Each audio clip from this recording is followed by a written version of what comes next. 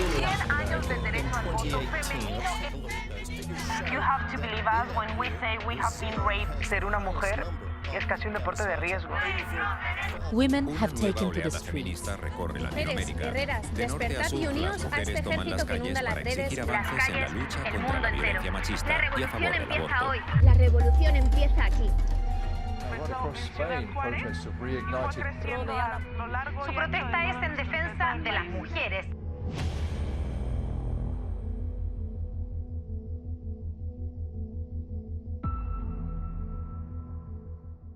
Es un gusto que nos acompañen el día de hoy. Estamos muy contentos porque salió el cuarto número de la revista Corpus 21, que está aquí a mi izquierda, por todos lados. Y estamos en un escenario maravilloso, que es este Museo de Bellas Artes, en el cual hay una exposición sobre mujeres, sobre pintoras, mujeres muy extraordinarias. Les aconsejo que la visiten.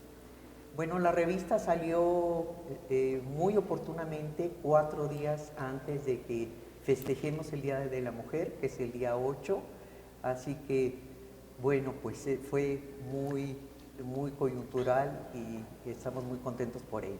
Quisiera hablarles sobre el contenido de la revista. Hay un artículo metodológico muy innovador de la doctora Amneris Chaparro del Centro de Estudios de Género de la UNAM, y es un artículo que nos da a conocer, bueno, por qué se habla sobre las olas del feminismo, qué significan las olas del feminismo. Y me voy a permitir leer a ustedes algunas líneas, porque esto de las olas viene desde el siglo XIX. Ya entonces se empezaba a utilizar la metáfora de las olas para dar significado al cómo aquel desplazamiento del agua del mar se ajustaba al impulso calmado, uniforme o más bien arrollador que las mujeres emprendían en busca de modificar su condición educativa, laboral y política desde diversas trincheras. La escritura femenina, herramienta crucial en esta larga lucha por dar voz a las mujeres deseosas de manifestar sus ideas y acceder a la vida pública, nos legó así una centuria decimonónica con mucha escritura femenina de muy diversa índole. Si el viento mueve las olas armoniosamente o si el fondo marino se menea de manera abrupta bajo la superficie acuática, dando lugar a un tsunami, las fuerzas femeninas de igual manera buscaron las olas para sortear las corrientes, manteniéndose en equilibrio para ir ganando terreno en el transcurrir de los 50 años que llevan navegando, y obtuvieron logros contundentes como el sufragismo, primera ola. Debemos tener conciencia que las olas van a diferente ritmo y las mujeres se suben a la cresta de las olas en diferentes momentos según el país. México estuvo, sobre todo en los siglos XIX y XX, más atrasado que algunos países como Estados Unidos y Europa. Entonces, la primera ola habla del sufragismo en aquellos países, pero no en México, aquí estábamos más atrasados. Los derechos sexuales y reproductivos es la segunda ola llamada radical. El individualismo y la diversidad habla de la tercera ola, y la denuncia de la violencia y el acoso sexual, cuarta ola, la que estamos viviendo hoy en día. Épocas, países y protagonistas cruzan y polemizan los ires y venires de las mujeres en alta mar. Ahora se discute que ya es momento de bajar del barco y abandonar la metáfora. Como ninguna ola es igual a otra, una ola nunca viene sola. Y Amneris Chaparro realiza una interesante radiografía del complejo maniobrar en las olas. Surfear las olas requiere de pericia diversa, pues no es lo mismo recorrer la pared de la ola que navegar sobre la espuma de la ola, que se rompe, o deslizarse artísticamente por el interior del tubo que crea la ola al romper hasta morir en la playa. Romper olas desplazándose, paradójicamente en el país del machismo, requería de un timón feminista, con sello propio mexicano, tal cual es analizado por Jocelyn Scott. El artículo de Olcott es una historiadora feminista muy importante en los Estados Unidos, habla sobre una época muy importante para la historia de las mujeres, la Conferencia Internacional de las Mujeres en 1975, donde precisamente nació el Día de la Mujer. Entonces hablaron de muchos temas muy vetados para las mujeres, como el lesbianismo, el encierro todavía en sus casas y los malos salarios y el maltrato que todavía recibían en las oficinas. El número, creo yo, está bastante equilibrado porque tiene unos artículos sobre el siglo XIX, el de Lucrecia Infante, que nos acompaña muy amablemente, y el de Estela Roselor Soberón, que habla sobre una viajera muy importante en la historia de México, Fanny Calderón de la Barca, y ella habló mucho en su libro sobre las costumbres mexicanas, pero sobre todo tocó un tema muy importante para lo que nos atañe el día de hoy, que es cómo eran las mujeres en los diversos ambientes del siglo XIX en México. Después seguimos a la etapa, la segunda ola, y en ella participan Susie Porter, Kevin Chrisman y Margarita Vázquez Montaño, y ellos hablan de estas primeras décadas de los años 20 a los 50, 60, en que las mujeres empezaron a desplazarse ya de una manera muy abierta en los diferentes trabajos, en las oficinas. Hay un artículo muy interesante de Chrisman sobre cómo se movían las mujeres dentro de una estructura tan añeja como los restaurantes y las tiendas Sanborns. Analao Haifén, una feminista, historiadora muy apasionada de la metropolitana, nos habla de la ola que estamos viviendo hoy en día las mujeres, una ola de violencia. Sabemos todos de los feminicidios, y ella trata de explicar en este ensayo muy interesante, porque tiene pues una carrera muy importante en este tema, trata de explicar, bueno, el porqué de los feminicidios. Después viene un artículo de Magnolia Miriam Sosa Castro y Jorge Eduardo Castro Olivares, y nos hablan de un tema muy, yo diría, ya añejo en la historia de México, porque habla sobre la jefatura femenina en los hogares mexicanos. Sabemos que esto no es nuevo, pero ellos analizan de una manera muy peculiar este tema de cuántos hogares mexicanos son presididos por mujeres y qué redes van tendiendo para llevar adelante el timón que andan navegando. Gloria Guadarrama, que nos acompaña aquí, es colega querida muy en el colegio, nos habla sobre un tema pues muy importante el día de hoy, sobre las mujeres y el COVID, ¿no? En municipios mexiquenses. Ella nos hablará sobre ese tema. Y por último, hay un artículo de Flor Brown Grossman, Michael Demier y Selene María López Muñoz, que habla sobre esta intención que han tenido las mujeres para ser emprendedoras. Qué éxito han tenido, qué dificultades han enfrentado, y pues es un tema que viene desde la época de la colonia en México, pero que ahora aterrizan de manera muy puntual en el estado de Querétaro. Yo les voy a comentar un poco sobre el artículo que escribí. todos somos conscientes de que la irrupción del virus SARS-CoV-2, mejor conocido como COVID-19, pues alteró la vida de las personas en el mundo, alteró nuestra vida, nuestras rutinas de manera brusca, decimos de un día para otro. Los espacios que antes eran protectores, los espacios que antes eran de desprotección, cambiaron su función, se alteró la forma de relación en la familia, en las oficinas, las dependencias, antes espacios seguros, se volvieron espacios en donde había incertidumbre, miedo, y bueno, se presentaron muy distintas crisis en todos los espacios. Y en esas crisis los efectos fueron diferentes para los hombres que para las mujeres.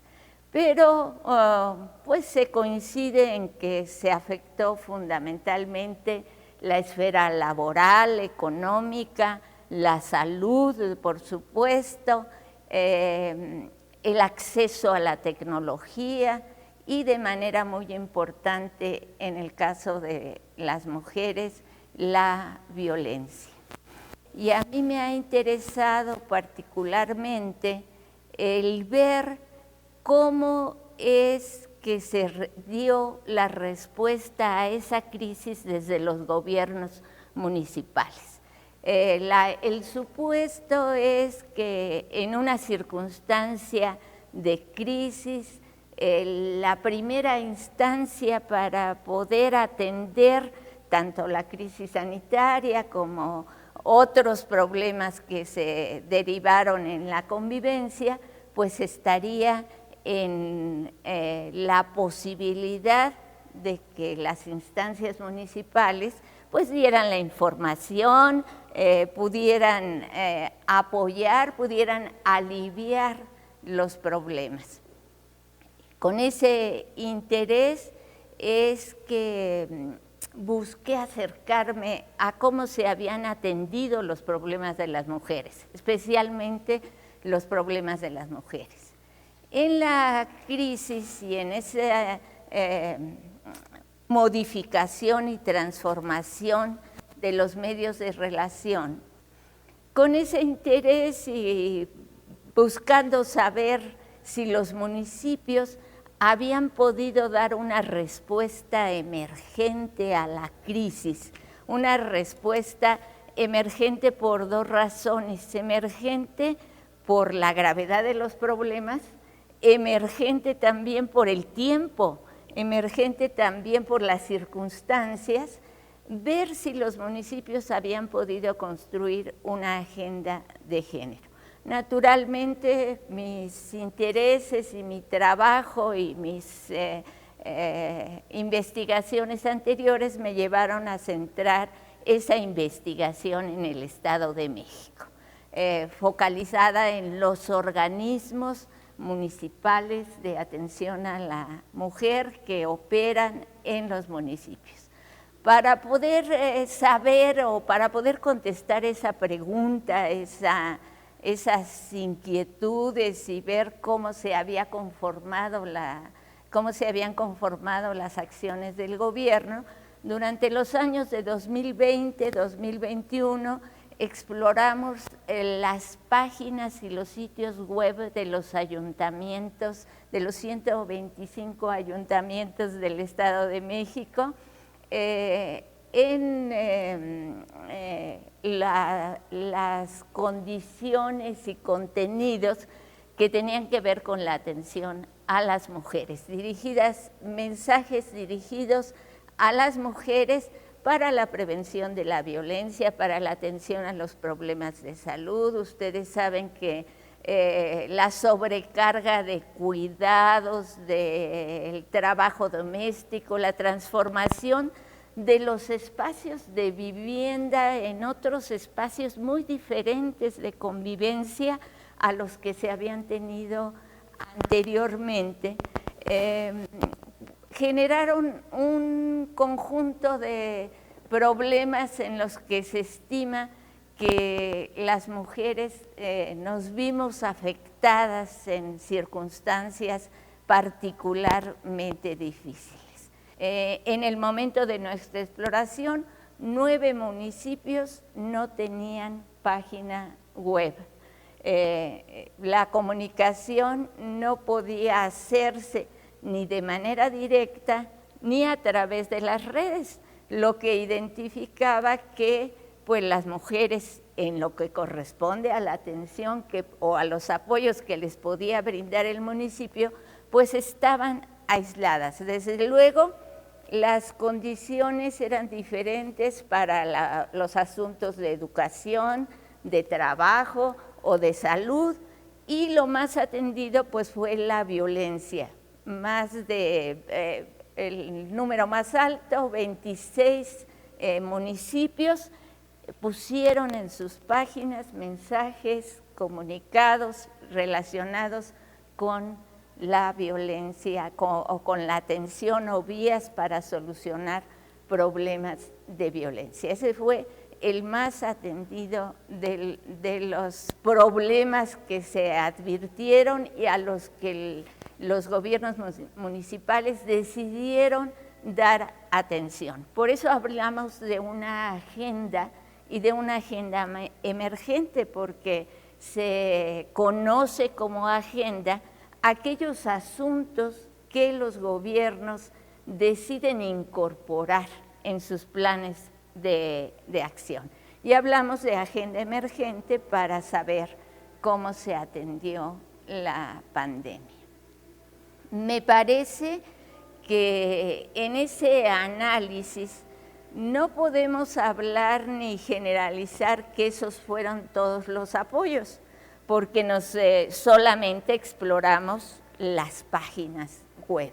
Y es muy probable que haya habido otro tipo de apoyos o mensajes difundidos por otros medios que no se incorporan en este análisis. Pero también nos permitió percatarnos de formas de atención a los problemas, examinando el contenido de las páginas, que es muy interesante. Dice, por ejemplo, no estás sola, tienes a dónde acudir, hay quien está contigo, llama a este teléfono, sobre todo en los casos de violencia. Pero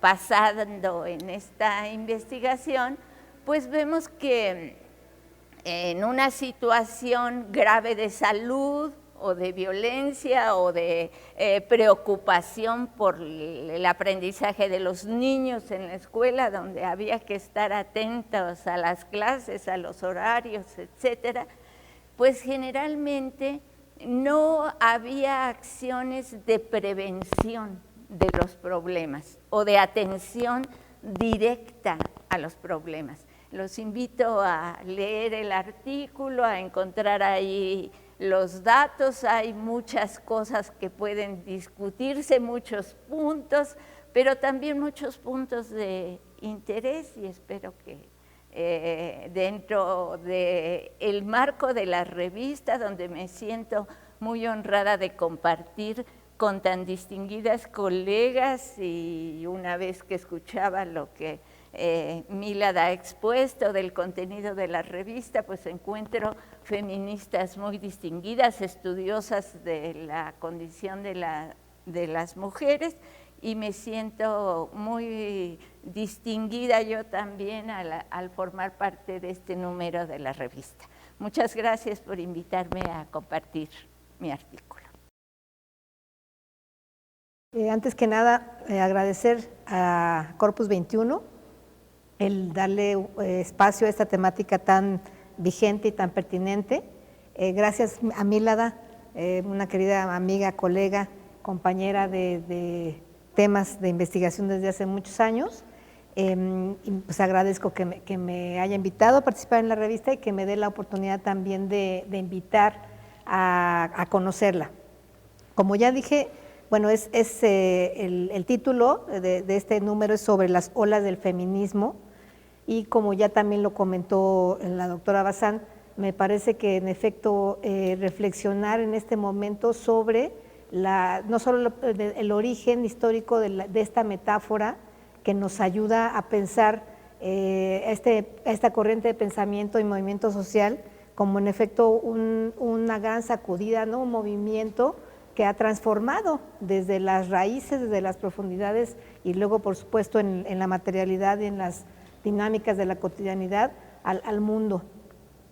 Hay alguien que ha dicho que el feminismo es una de las revoluciones pacíficas, ¿sí? más profundas, pero y permanentes, ¿no? En ese sentido no es una revolución en el sentido que pensamos, ¿no? a las revoluciones como un movimiento armado, como una guerra, un estado de excepción, ¿no? Que interrumpe las dinámicas cotidianas, pero sí lo es en el sentido de que está permanentemente, ¿no? En este cuestionamiento y en esta búsqueda de una transformación radical de fondo de las circunstancias que también históricamente pues han generado una desigualdad, ¿no? entre la situación social de los hombres y las mujeres. Pero en este número además, bueno, a partir de esta reflexión sobre el origen, como ya dije, ¿no? el uso de esta metáfora de las olas para hablar de este movimiento social, pues lo que tenemos a lo largo de son 13 artículos, un ensayo muy importante de una querida también colega, Nalou Jaiben, y lo que tenemos es no solo una revisión de la evolución temporal, digámoslo así, que ha tenido, ¿sí? la influencia del feminismo en la posibilidad de observar desde un lugar distinto muchos de esos aspectos de esa condición de desigualdad de las mujeres, que eso veníamos comentando en el trayecto hacia acá, que no se observaban como problemáticas, ¿no? o como temas de análisis, pues ni siquiera hace 10 años atrás. Y entonces, bueno, la otra línea que atraviesa también los textos y que me parece, por lo tanto, muy, muy importante de revisar, es la evolución también historiográfica que ha tenido, ¿sí? la realidad social a partir de todos los cuestionamientos que el feminismo ha tenido también desde sus orígenes. Y en ese sentido, creo que también este número de la revista puede ayudarnos a darnos cuenta de una manera muy, muy puntual cómo desde, pues como ya lo decía también Mílada, dependiendo del lugar, ¿no? La geografía en la que nos ubiquemos, en algunos casos se piensa que es desde finales del siglo XVIII, principios del siglo XIX, en otros lugares a finales del siglo XIX, etcétera. Pero no importa, digamos, en realidad el momento en el que ese cuestionamiento de la condición social desigual de las mujeres se haya comenzado a dar, y en ese sentido no importa si estamos en la primera ola, en la segunda ola, en la tercera, sí. Yo creo que en términos históricos lo que más importa es ubicar que esos primeros cuestionamientos tienen que ver con otro de los ámbitos que hoy en día también es un tema de análisis no solo de la historia, no solo del feminismo, sino de muchas otras disciplinas humanísticas, que es la construcción de las identidades. El feminismo fue es la corriente de pensamiento que puso sobre la mesa desde una reflexión muy primero de corte filosófico, que no existe una feminidad ni una masculinidad, no hay una esencia natural ni de otro tipo, ¿sí? Que determine cómo deben de ser, digámoslo así, los hombres o las mujeres, sino que se trate de una construcción cultural, una construcción histórica. Y en ese sentido, bueno, también no puedo dejar de mencionar que la fantástica exposición, ¿no? que alberga hoy esta presentación, pues deja ver por sí misma cómo desde ese horizonte de creación y de reflexión y de experiencia de vida de todas las artistas que están aquí, por fortuna reunidas, podemos ver cómo hay una forma distinta, ¿no? de manifestar esa experiencia de vida, más allá de que tengamos, digamos, una corporalidad de hombre, de mujer, ¿no? de varón o de mujer, y que nos demos cuenta de que la manera en que aprendemos a expresar esa feminidad, esa masculinidad es de corte cultural, es histórica. Y entonces por eso es muy interesante también que en este número de Corpus 21, de la mano, digamos, de esta evolución cronológica o temporal, tenemos, ¿no? Textos que, como es el caso del que yo escribí, pues plantean que para el caso de México, desde por lo menos casi la mitad del siglo XIX, digamos, despuesito de la Guerra de Independencia, pues tenemos ya textos escritos por mujeres que, por supuesto, no desde un horizonte del feminismo, pero sí desde un horizonte de descontento, de inconformidad, de no sentirse, digamos, ¿no? Conformes, ¿no? Con su situación de vida, de acuerdo a las normas de género de esa época, que manifiestan estos anhelos, ¿no? De cambio de todas esas mujeres que querían aprender a escribir, que querían ir a la escuela, que no querían casarse, por ejemplo, que no querían tener hijos, etcétera, ¿sí? Y que eran horizontes de vida que no eran pensados como posibles, ¿no? En esas épocas.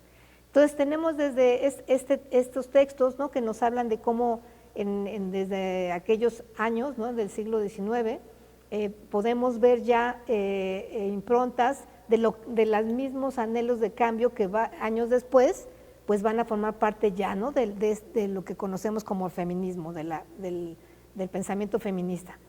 Y cómo gracias también a esa generación de conciencia, de esa situación desigual de las mujeres, y de que la identidad no es un asunto cultural, como ya dije, y no natural ni esencialista, pues también entonces muchos de los otros temas que están abordados en los distintos artículos se convierten en problemáticas sociales que, insisto, pues hace 10, 20 años o un siglo atrás no eran consideradas como eso. El Colegio Mexiquense ratifica su compromiso con la causa de las mujeres. Y aquí no hay casualidad.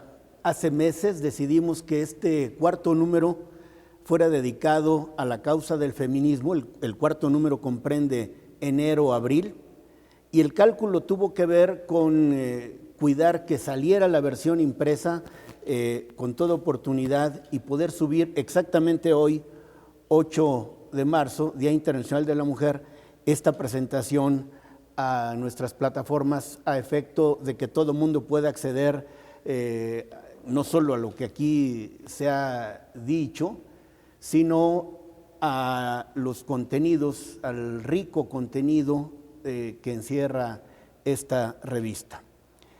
El feminismo no es un asunto de larga y antigua data. Para la historia de la humanidad, decir, como se ha comentado, que pudo ver que hay registros a fines del siglo XVIII o mediados del siglo XIX, para que la causa como el sufragismo pudiera empezar a tener presencia y que se convirtiera en normas obligatorias, verlo en esa óptica o desde esa perspectiva nos permite acreditar que este es un asunto absolutamente contemporáneo. Fue hasta el 31 de diciembre de 1974 cuando en la Constitución se estableció la igualdad jurídica de la mujer y el hombre. Esto, por supuesto, que constituye un gran logro. Insisto, todavía no cumple 50 años este acontecimiento jurídico, político, legislativo. Pero en ese momento, y muchos años después, tuvo solo efectos declarativos. Es decir, parecía una correcta expresión políticamente adecuada para satisfacer las pretensiones de un amplio sector de la sociedad, pero si no se lleva a la legislación secundaria, y más aún, si no se convierte en políticas públicas, en acciones concretas, si no rinde frutos específicos, pues estamos muy lejos de conseguir aquello por lo que mucha gente por generaciones luchó. La posibilidad de que en la representación política al Congreso de la Unión haya paridad de género tiene escasamente 5 años. Es decir, es un asunto del que más podemos hablar quienes vivimos, quienes somos partes de esta generación, que aquello de lo que pueden hablar los historiadores. Y esta, por supuesto que al final se debe convertir en una buena noticia, porque hay muchísimo por hacer, y ese quizás sea el más importante de los retos. El Colegio Mexiquense asume el suyo. Somos una institución dedicada a la investigación y a la docencia de alto nivel, y tenemos en este tema concreto uno de los asuntos más relevantes al que se dedica de manera específica uno de nuestros 6 seminarios, y esto no tiene solo que ver con investigaciones acuciosas, documentadas, respetables, sino con la obligación ética institucional de difundirlo, de cambiar conciencias, de influir en los tomadores de decisiones para que el entorno cambie. Por eso me parece de la mayor relevancia que este número de Corpus 21 haya tenido la oportunidad de albergar la pluma, el pensamiento, las convicciones de muchas mujeres respetables del Estado de México, del país y allende nuestras fronteras, con el propósito de seguir contribuyendo a la cultura del respeto y el respaldo a la causa de las mujeres. Y me refiero a la cultura porque la cultura es todo lo que se cultiva. Y esto no solo parte de la generación de buenas ideas, sino a percibirse de la importancia de ellas, hacerlas propias, cobrar conciencia y quizás lo más importante, asumir compromisos. Y en el caso que nos ocupa, hay compromisos individuales, por supuesto, pero yo me quiero referir al compromiso del Colegio Mexiquense como una institución auspiciada con recursos de la comunidad que tiene la obligación de ser una caja de resonancia de un asunto de tanta importancia, insisto, sobre el que hay muchísimo por hacer. Se dice que el siglo XX es el siglo de la igualdad y el siglo XXI de la diferencia. Voy a explicarme. Lo primero en lo que nos afanamos muchos es que la igualdad jurídica no quede, como dije, solo en el ámbito de lo declarativo, que de veras, en términos prácticos, concretos, corrientes, seamos iguales ante la ley, pero conseguida, o diríamos casi consolidada esta igualdad, ahora lo importante es reivindicar la diferencia. Aquí ha dicho Lucrecia que, lo digo ahora con mis palabras, esa visión, esa concepción binaria de hombre y mujer, diríamos que es clásica, es tradicional, es ortodoxa, pero hoy nos queda chica, es insuficiente. Por eso, a partir de la igualdad, qué importante, insisto, es asumirnos diferentes y complementarios, diferentes y que cada uno en ejercicio de su libertad busque afanosamente ser feliz. Y para ello, el gobierno, las instituciones tienen un papel extraordinariamente relevante. Primero, no el otorgamiento, sino el reconocimiento de derechos. Esa reivindicación de la que hablé, porque reivindicar no es conseguir algo que no se tenía o a lo que no se tiene derecho, sino reivindicar es recuperar lo que originalmente es propio. Y ese es el caso de los derechos de las mujeres, recuperar lo que de suyo tendría que haber sido desde el principio no solo reconocido, respetado, sino generar condiciones para un cabal, completo e irrestricto ejercicio. En este siglo en donde lo que tenemos que reconocer son las diferencias, tenemos que hilar fino, tenemos que ir a los detalles, no nos podemos quedar con las grandes líneas, tenemos que asumir que hay una nueva generación de personas que van mucho más allá en la asunción, en la fijación de una posición frente a la sociedad. Hay tantas modalidades y variantes como personas, corrientes a los que uno se suma o con los que uno se identifica. Vamos a seguir en el Colegio Mexiquense investigando, documentando no solo lo que ocurre alrededor para hacer un buen diagnóstico, sino vamos a seguir sumándonos a la generación de opciones, a la respuesta a la pregunta, ¿qué hacer? ¿Qué hacer, insisto, para que cada quien pueda ejercer con libertad, bajo su responsabilidad y a cabalidad sus derechos, el derecho eterno a ser felices?